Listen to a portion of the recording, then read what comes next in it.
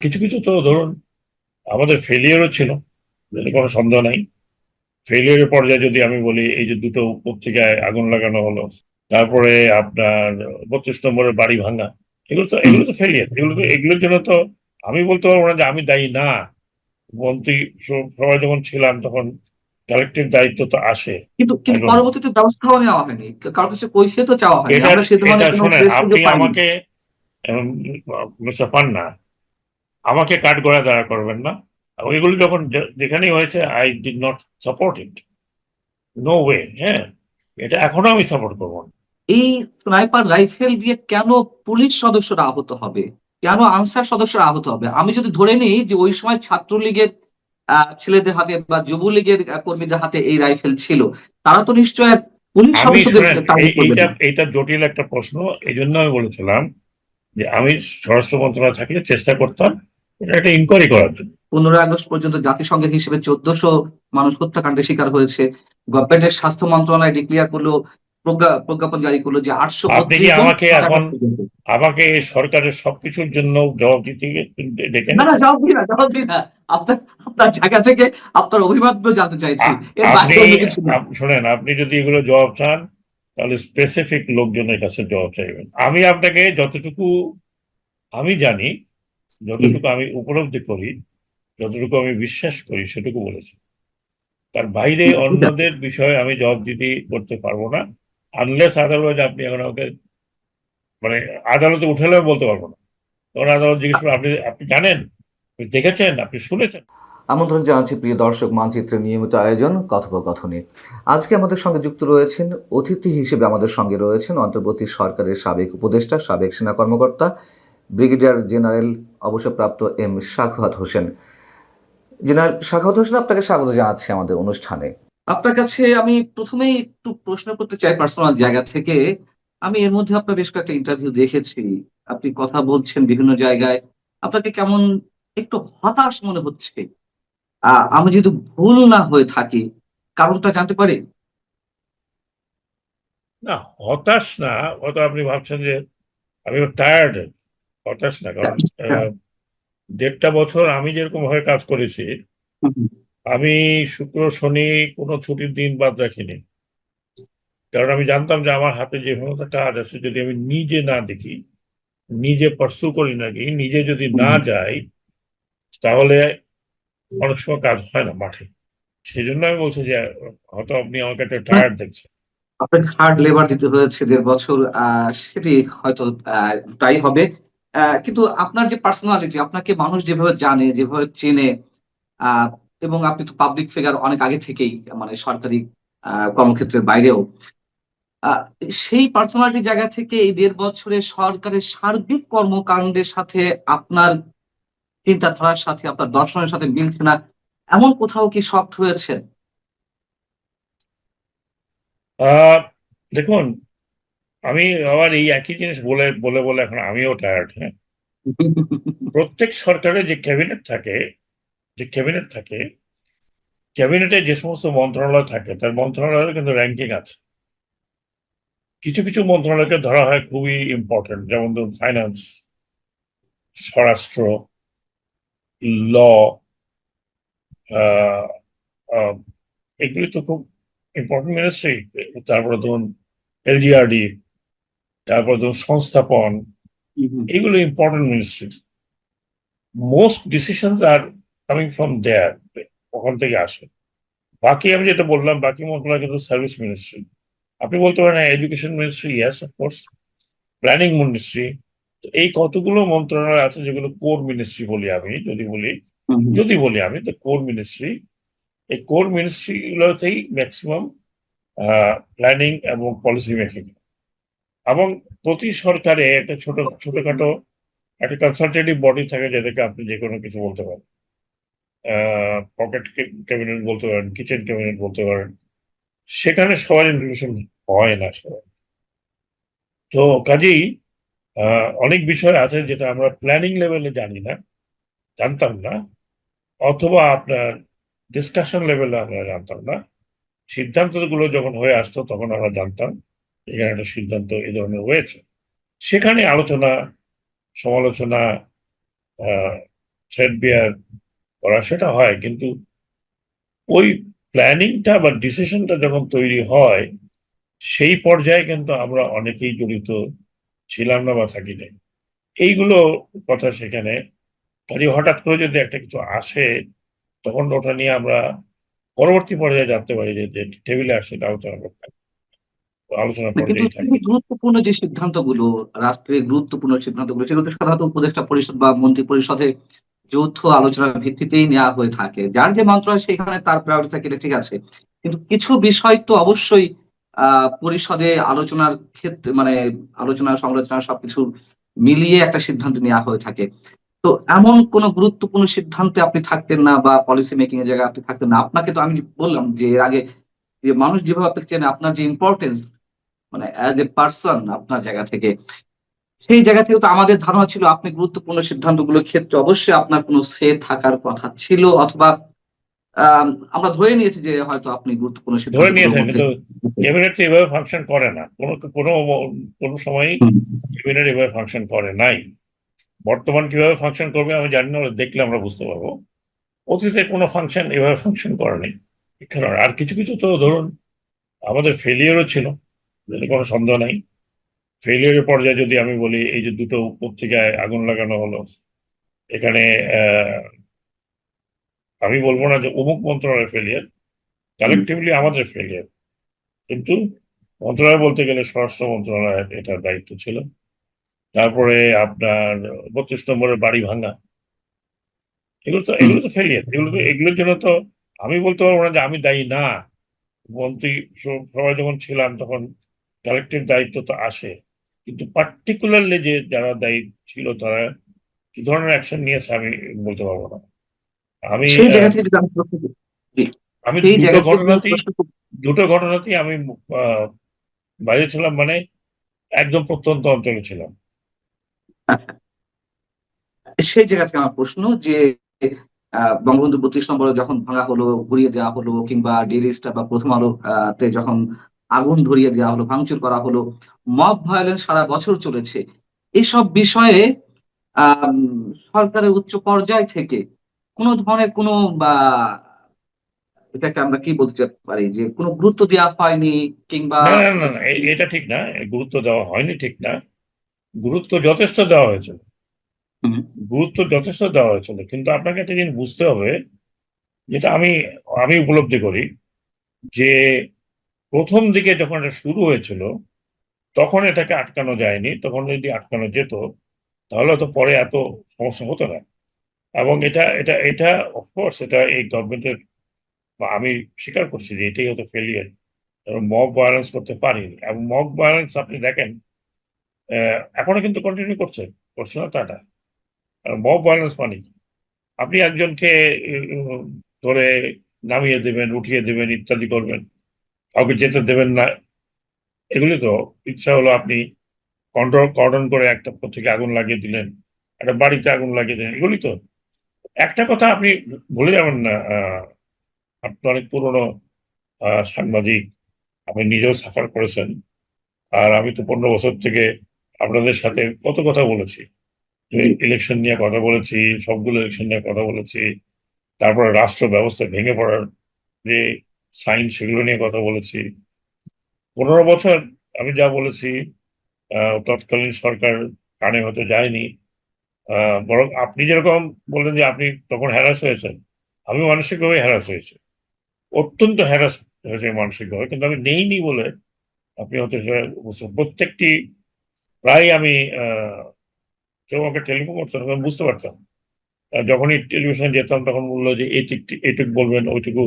আর তারপরে মাঝে মাঝে দেখছেন ঝগড়া লেগে যেত প্রায়। তো তখন আবার বলতে যে না পাও। এখন ব্যাপার হলো কি, একটা গভর্নমেন্ট হচ্ছে, আপনাকে এই গভর্নমেন্টের কথা আপনাকে চিন্তা করতে হবে। এই গভর্নমেন্টটা কখন আসছে? যখন একটা, ওটাও একটা মব আপরাইজিং, তাই তো?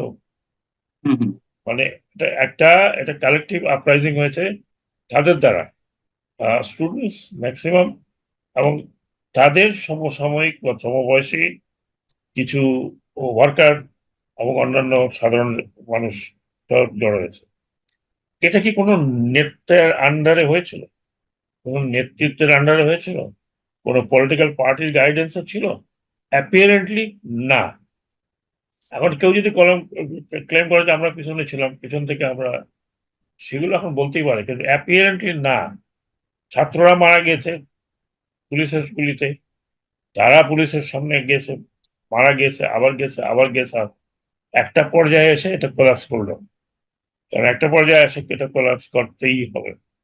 তবে সেইখানে 4-5 তারিখে ক্রিটিক্যাল ছিল, যখন রিটায়ার্ড আর্মি অফিসাররা আহ্বান জানালো আর্মিকে যে not to fire, not to take action. এই অবস্থাতে আপনি চিন্তা করেন যে কোনো লিডারলেস একটা আপরাইজিং হয়েছে, এবং 5 থেকে 8 কোনো সরকারের নামে কিছুই ছিল না, কিছুই ছিল না। আপনার যারা 15 বছর ছিল তারা এদিক ওদিক পালিয়ে গেছে, দৌড়ে গেছে, ইত্যাদি হয়ে গেছে, কেউ ফেস করেনি, এভরিবডি ইজ রান অ্যাওয়ে। তার মানে the government itself collapsed and run away. এখানে কেওটিক অবস্থা তো হওয়ারই কথা। এটা কি ব্যর্থতা নাকি গভর্নমেন্টের একটি অংশের সরাসরি উস্কানি ছিল? আমি যদি এক্সাম্পল হিসেবে বলি, প্রধান উপদেষ্টা প্রেস সচিব মবকে কখনোই মব বলে স্বীকার করতে চাননি, সেটাকে প্রেসার গ্রুপ হিসেবে চিহ্নিত করার চেষ্টা করেছেন। আইন উপদেষ্টা ডক্টর আসিফ নজরুল, সাবেক উপদেষ্টা, তিনিও মাঝে মাঝে এই ধরনের সংজ্ঞা দেওয়ার চেষ্টা করেছেন যে 18 বছর বা 17 বছরের আহ, ক্ষোভ, ক্ষোভের বহিঃপ্রকাশ এগুলা। যখন 32 নম্বর ভাঙা হলো, তখন উপদেষ্টা পরিষদের অন্যতম সদস্য, ছাত্র উপদেষ্টা সজীব, আসিফ মাহমুদ সজীব ভুঁইয়া, তিনি ফেসবুকে স্ট্যাটাস দিলেন যে আজ উল্লাস হবে। তো এইগুলো কি এক ধরনের সাপোর্ট না মব মব ভায়োলেন্সের প্রতি, এক ধরনের উস্কানি না? এগুলোর উত্তর আমার কাছে না চেয়ে বরং আপনি যারা এগুলো বলেছে তাদের কাছে চাইবেন। না, তারা উস্কানি, তারা যদি মনে করে এটা উস্কানি, উস্কানি কি না, কাজে এই এই আপনি আমাকে এই জটিলতার মধ্যে না ঢুকে না, বিষয় হচ্ছে, আপনাকে আমরা সবাই অন্যভাবে জানি।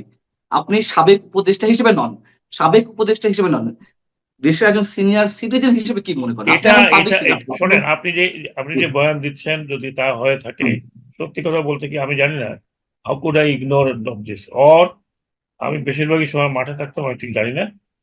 এগুলো যদি হয়ে থাকে তাহলে definitely this is not correct thing. যদি কেউ কেউ বলে থাকে এটা, যে প্রেস সচিব কি বললো না বললো ওটা বাদ দেন, যদি কোনো উপদেষ্টা বলে থাকে উপদেষ্টা পর্যায়ে, তাহলে বলাটা ঠিক হয়নি।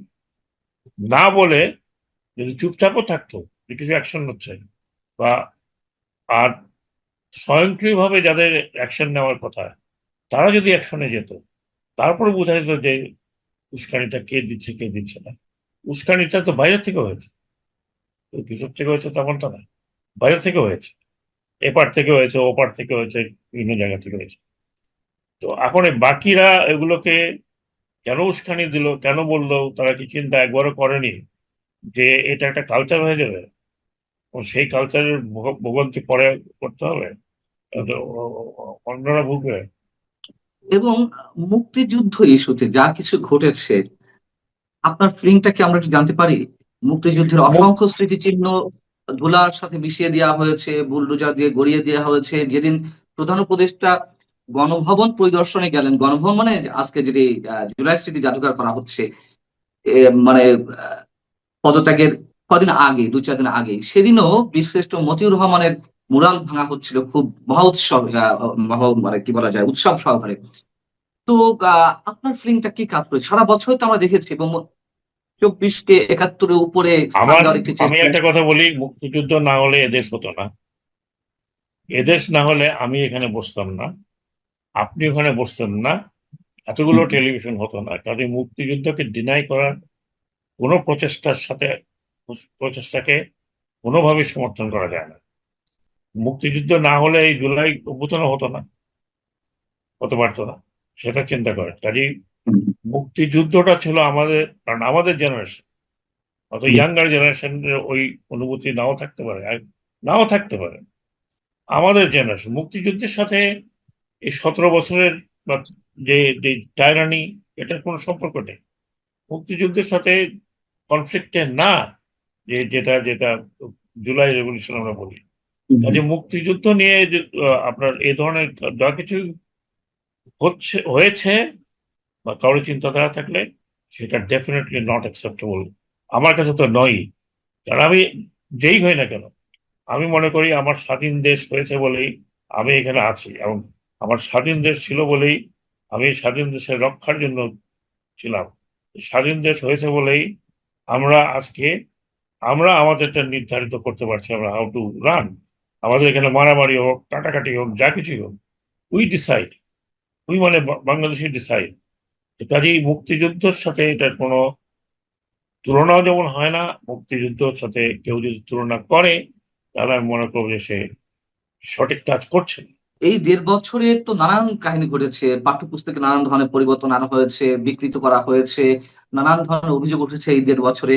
এবং সাবেক প্রধান উপদেষ্টা যে রিসেট বাটনে প্রেস করতে চেয়েছিলেন সেটি নিয়েও নানান ধরনের সমালোচনা হচ্ছে। আমি সে প্রসঙ্গ বাদ দিলাম, কিন্তু দৃশ্যমান যা কিছু হয়েছে, মুক্তিযুদ্ধের জাদুঘর গুলো ধুলার সাথে মিশিয়ে দেওয়া হয়েছে, সেটি কুষ্টিয়ার মেহেরপুরে হোক কিংবা আমাদের ঢাকা রাজধানীতে হোক, এগুলো নিয়ে কন্ডেমেবল, কি আপনি, সরি, এগুলো কন্ডেমেবল, এগুলো কন্ডেমেবল। যখন হয় তখন তো প্রশাসন ছিল না, প্রশাসন তো ছিল না, প্রশাসনকে কেউ দিকে মানা করেছে কিন্তু তা আমি জানি না। কুষ্টিয়াতে যে থাকে সেখানে তো প্রশাসন ছিল, সেখানে পুলিশ ছিল, সেখানে র্যাব ছিল, সেখানে ডিসি ছিল, সেখানে এসপি ছিল, সমস্ত কিছু তো ওখানে ইমিডিয়েটলি কাদের করার কথা। এখান থেকে বলবে যে আপনি এখন এটা করেন, আপনি ওটা করেন, আপনি ওটা করেন, করবেন না। তো কিন্তু I কিন্তু don't know। পরবর্তীতে ব্যবস্থাও নেওয়া হয়নি, কারোর কাছে কৈফিয়তও চাওয়া হয়নি, এটা আমরা সে এটা ধরনের কোনো শোনেন, প্রেস আপনি সুযোগ পাইনি। আমাকে মিস্টার পান্না, আমাকে কাঠগড়ায় দাঁড়া করবেন না, কারণ আমি আমি তার কথা চাই, আমি তার না, কথা চাই, আপনার যে পার্সোনালিটি আপনি সেই জায়গা থেকে, আপনি সেই আমাকে জায়গা থেকে কাঠগড়াতে দাঁড় করবেন না। আমাকে যারা চিনে গত 15 বছর না আরো বেশি, তারা আমাকে জানে। কাজেই আপনি আমাকে, না, আমি সেই জন্যই তো এতটা এতটা দাবি নিয়ে প্রশ্নগুলো করছি, অন্য কাউকে হ্যাঁ, তো প্রশ্ন আমি করার সুযোগ আমি পাচ্ছি না আমার বা করছি আমি না। আমার অনুভূতিটা আপনাকে বললাম, জি। আমি আমার অনুভূতিটা বললাম, এবং এগুলো যখন যেখানেই হয়েছে I did not support it, no way. হ্যাঁ, এটা এখনো আমি সাপোর্ট করবো না, এখনো। এই যে চেঞ্জটা হলো, এই চেঞ্জটা কি রেগুলার চেঞ্জ ছিল? যে না ভাই আপনারা আসেন, আপনাদেরকে দিয়ে গেলাম, আমরা চলে যাচ্ছি, আপনারা আহ, সামলান, আপনারা কিছু সংস্কারের কথা বলেন, আপনারা কিছু করেন, হয়েছিল? ভায়োলেন্স মাধ্যমে একটা চেঞ্জ হয়েছে, বোথ সাইড। আপনি যদি মনে করেন যে এক সাইড ভায়োলেন্স, শুধুমাত্র যারা ইয়াং জেনারেশন তারা ভায়োলেন্স করেছে, জি। তারা তো ভায়োলেন্স করেছে, কিন্তু ভায়োলেন্সের পথে নেমেছে, কিন্তু কাউন্টার ভায়োলেন্স হয়নি। তো আপনি যখন কাউন্টার ভায়োলেন্স করছেন, তারপর আপনার ভিতরে একটা একটা খেদ, একটা রাগ, সিস্টেমের উপর একটা রাগ হয়নি, যেগুলো নিয়ে, যেগুলো বলে বলে বলে বলে ভায়োলেন্স করেছেন গত 17 বছর। মুক্তিযুদ্ধ আপনি ভাগ করলেন, অমুকে এই, তমুকে এই, তমুকে এই, কেন করবেন? আচ্ছা, কিন্তু সেই 55 বছর জিনিসটা হয়ে তো গেছে। পরবর্তীতে আমরা দেখলাম যে তাই হচ্ছে।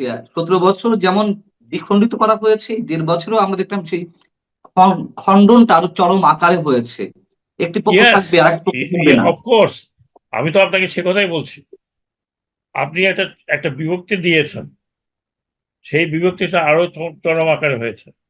এখন এই 1.5 বছরে সেই হয়তো সেই বিভক্তিটা জোড়া লাগানো যায়নি, যে কোনো কারণেই কিন্তু হোক। আরো প্রকট হয়েছে আরো। প্রকট প্রকট হয়েছে। আমি আশা করব এখন সেই প্রকটতা কমবে, আশা করব। এবং সাইন অ্যান্ড সিমটমস দেখছি, রিকনসিলিয়েশন। কাজেই আহ আমি আপনাকে যে কথাগুলো বলছি, আমি আমার ক্ষুদ্র জ্ঞান থেকে বলছি। আমি বিশ্বের সমস্ত জায়গায় যেগুলো পড়েছি, সে সমস্ত জায়গা থেকে বলেছি। খুনাখুনি, রক্তারক্তি এখনো বন্ধ হয়নি মিডল ইস্টে। আমরা তো নিজেকে বলি we are very civilised. Are we civilised? একজন লোককে 10 জনে মারে, এটা সিভিলাইজেশন?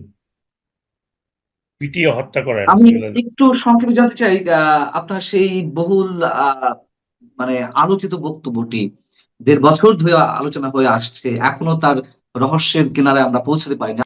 এই স্নাইপার রাইফেল দিয়ে কেন পুলিশ সদস্যরা আহত হবে, কেন আনসার সদস্যরা আহত হবে? আমি যদি ধরে নিই যে ওই সময় ছাত্রলীগের ছেলেদের হাতে বা যুবলীগের কর্মীদের হাতে এই রাইফেল ছিল, তারা তো নিশ্চয় আহ পুলিশ আমি সদস্যদের শোনেন, টার্গেট করবে এইটা না। এইটা জটিল একটা প্রশ্ন। এই জন্য আমি বলেছিলাম যে আমি স্বরাষ্ট্র মন্ত্রণালয়ে থাকলে চেষ্টা করতাম এটা একটা ইনকোয়ারি করার জন্য। এখন আমি বলতে পারি অমুককে দায়ী, অমুকে দেই, অমুককে দেখলাম, হ্যাঁ স্টিল পরা, স্টিল হেলমেট পরা 3 জনকে দেখলাম, লুঙ্গি পরা 2 জনকে দেখলাম। That's not enough. এটা একটা সার্বিক, আমি এ ব্যাপারে স্বরাষ্ট্র উপদেষ্টাকে কয়েকবার বলেছি হ্যাভ এন ইনকোয়ারি ডান। হয়তো উনি এটাকে হয় গুরুত্ব দিয়েছেন বা দেন নাই, অথবা ডান ইজ ডান মনে করছেন। আহ, এখনো তো মানে এটা তো একটা ইনভেস্টিগেশন হওয়া উচিত রাষ্ট্রের নিরাপত্তার জন্য। রাষ্ট্রের নিরাপত্তার জন্য হুম, এটা একটা হওয়া উচিত যে কিভাবে ওটার থেকে কে কিভাবে সাপ্লাই দিল।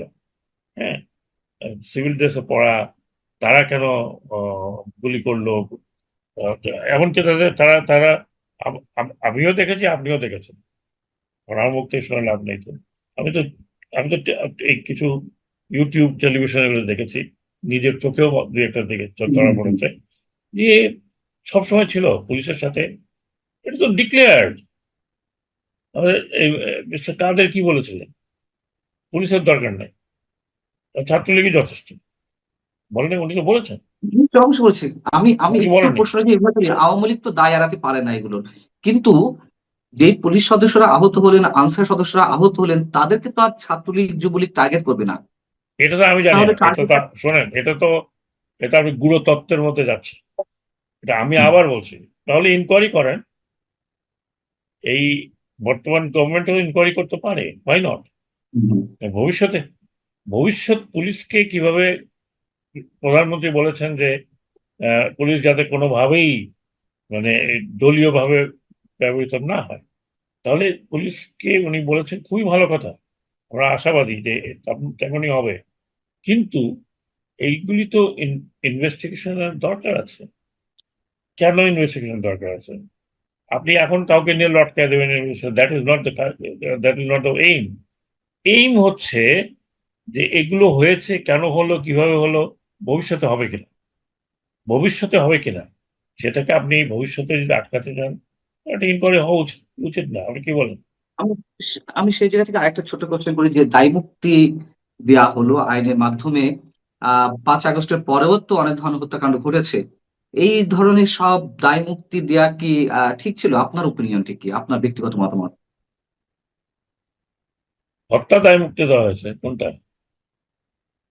5 আগস্টের আগে পরে যে হত্যাকাণ্ডগুলো হয়েছে, সে হত্যাকাণ্ডগুলো থেকে যে পাঁচ দায় মুক্তি। আগস্টের শোনেন, 5 আগস্ট থেকে 8 আগস্ট কোনো সরকার ছিল না, পুলিশ ছিল না, অনেকের বাড়িতে আগুন লাগানো হয়েছে, অনেকে অনেকে হত্যা হয়েছে, জেল ভাঙা হয়েছে, এগুলো হয়েছে 5 থেকে 8 পর্যন্ত। তো এটার অ্যাকাউন্টেবিলিটি তো আপনাকে নিশ্চয়ই করতে হবে। এটার দায় কে নেবে? এটার দায় কে নিবে কে? তাহলে এটার দায় নিতে হ্যাঁ, হলে যখন নিতে হবে। সরকার এলো 8 তারিখে, আপনারা যখন শপথ নিলেন, তারপরে 15 আগস্ট পর্যন্ত জাতিসংঘের হিসেবে 1400 মানুষ হত্যাকাণ্ডের শিকার হয়েছে। গভর্নমেন্টের স্বাস্থ্য মন্ত্রণালয় ডিক্লেয়ার করলো, প্রজ্ঞাপন জারি করলো যে আপনি কি 832 জন আমাকে 5 এখন আগস্ট পর্যন্ত। আমাকে এই সরকারের সবকিছুর জন্য জবাব দিতে ডেকে না না, এনেছেন? জবাব দিই না, জবাব দিই না। আপনার আপনার জায়গা থেকে আপনার অভিমতগুলো জানতে চাইছি, এর আপনি বাইরে অন্য কিছু না। শোনেন, আপনি যদি এগুলো জবাব চান তাহলে স্পেসিফিক লোকজনের কাছে জবাব চাইবেন, নট উইথ নিঃসন্দেহে মি। নিঃসন্দেহে, অবশ্যই। কিন্তু তারা তো আপনার মতো এরকম লিবারাল নন, সহজে ধরা না, দেন না এইসব প্রশ্নের আমি ক্ষেত্রে। আমি লিবারাল বলে যে আপনি আমাকে সারাক্ষণ সবকিছুর জন্য জবাবদিহি করতে বলবেন? I am not, I have not. যেহেতু আপনি সরকারের প্রতিনিধি ছিলেন, এই জন্য প্রশ্নগুলো করা আমাদের কৌতূহলের জায়গা। ঠিক আছে, আমার শেষ কোশ্চেন, খুব ছোট ভাবে আমি চাচ্ছি। আমি আমি আপনাকে যতটুকু আমি জানি, যতটুকু আমি